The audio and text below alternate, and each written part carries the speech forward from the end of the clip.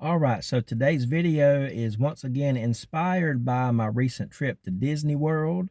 And I want to talk with you today a little bit about how some aspects of a Disney trip can illustrate the life of addiction and addiction recovery, and point out some lessons that we can learn about addiction from a Disney trip.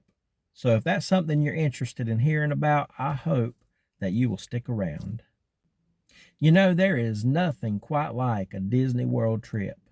It can be a very magical experience, especially if you are a young child going for the first time. There's just something about it that's just mesmerizing to you. And even as an adult, going down there and just experiencing the sights and the sounds, it can just be an amazing experience.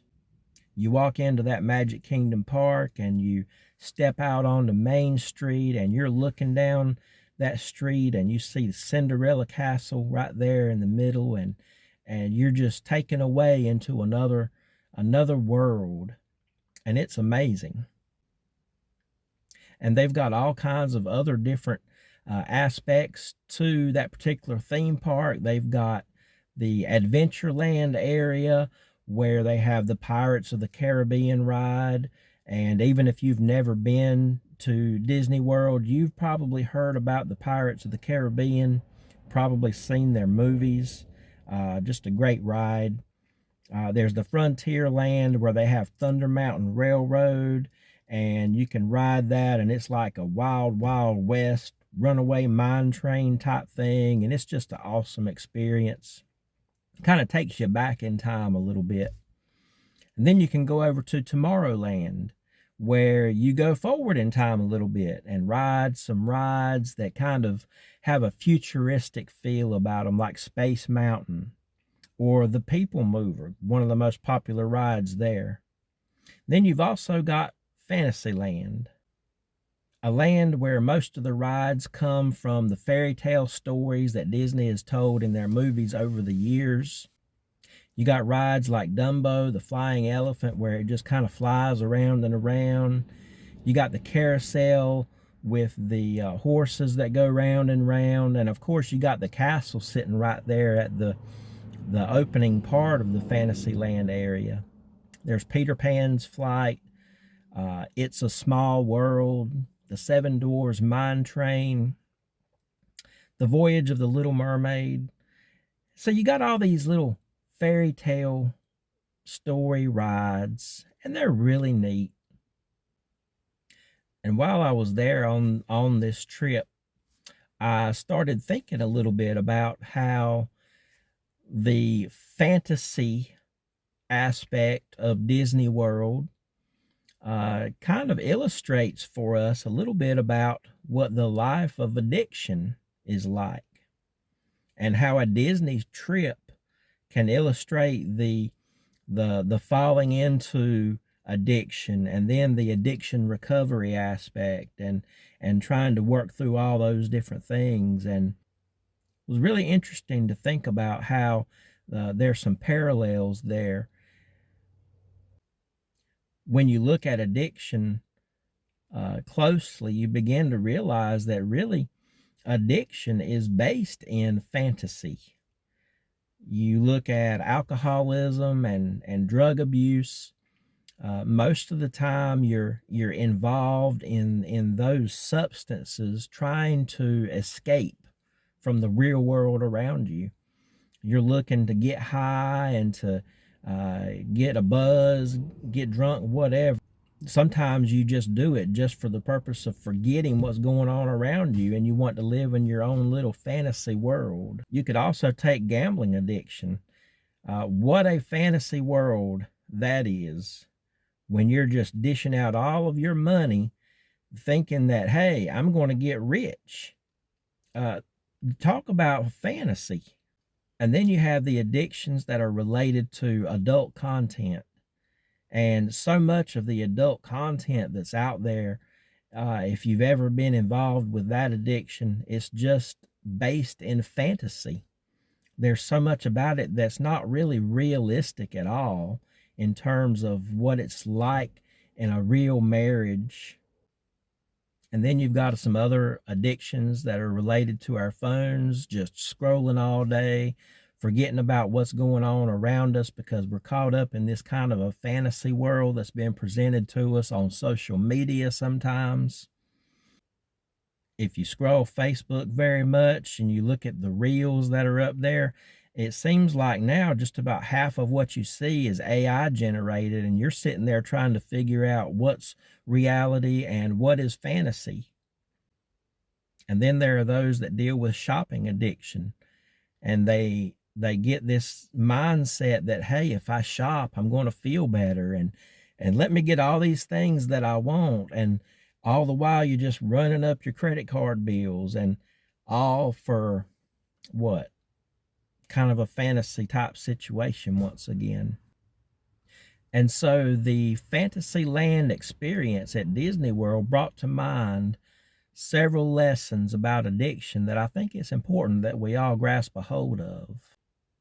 Number one, fantasy does not equal fulfillment.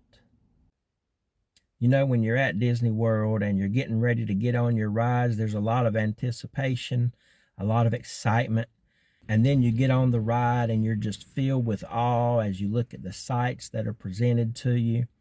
You get on Peter Pan's flight and you feel like you're actually flying, and that's a pretty neat experience. You get on Space Mountain, and what an exciting experience that is. You feel like you're flying around in space because it's in the dark, and you got your hands up and your adrenaline is pumping, and wow. But then you get off those rides, and the adrenaline's still going for a little while, but then it eases back down. The excitement of that little 2, 3, 4, 5 minute experience begins to fade away. And that's exactly what addiction does for you, isn't it? Gets you all excited, and then you get that fix, and it's just like, oh my gosh, it's so good. But it only lasts for just such a short time. And then you find yourself empty again, and you have to go work to try to find your next fix. There's no real fulfillment there. It's temporary. It's not lasting. And that's what fantasy is. Reality can be lasting. Living a life of purpose in the way that God designed us to live, that can bring us daily fulfillment. Sure, it might be hard sometimes. There may be challenges that come before us that shake us to our very core, but as we work through those challenges each day, we find fulfillment in overcoming those challenges and in working through things. So lesson number one was fantasy does not bring true fulfillment. Lesson number two, fantasy costs far more than reality. If you've ever taken a trip to Disney World, you know it is a very pricey experience. I think a ticket for the Magic Kingdom now is pushing $200 a day on average. If you don't live nearby, you're probably going to need a hotel room for at least a couple of nights, and hotel rooms there, depending on where you stay, $100 probably at the very best. If you get lucky, or you could spend up to $1,000 on one of the Disney motel rooms. That's crazy. Then you've got the gas to get there. You gotta eat while you're there. And who wants to go to Disney World and not get some kind of a souvenir? So hey, throw another 20 to 50 bucks on top. That's a pretty expensive experience. And why? To visit a fantasy land. If you've ever been caught up in an addiction, you understand that the cost for that addiction can really build up over time. I have spent so much money over the years trying to get my fixes, trying to enjoy my fantasies.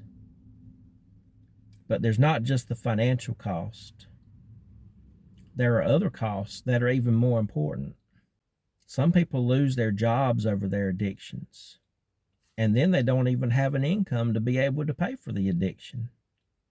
Some people lose friends over their addiction. Some people lose their families over their addiction. I've experienced many of these losses. I know the cost of having an addiction in your life. My friends, let me just tell you, the cost of living in that fantasy world is not worth what you miss out on in real life. So we understand that fantasy does not equal fulfillment, and fantasy costs more than reality. But number 3, fantasy robs you of the enjoyment of real life. An addiction can cause you to lose different things that you have in your life already, but addiction can also keep you from experiencing the good things that this life has to offer to start with. I mentioned in my last video that I've only recently become a father.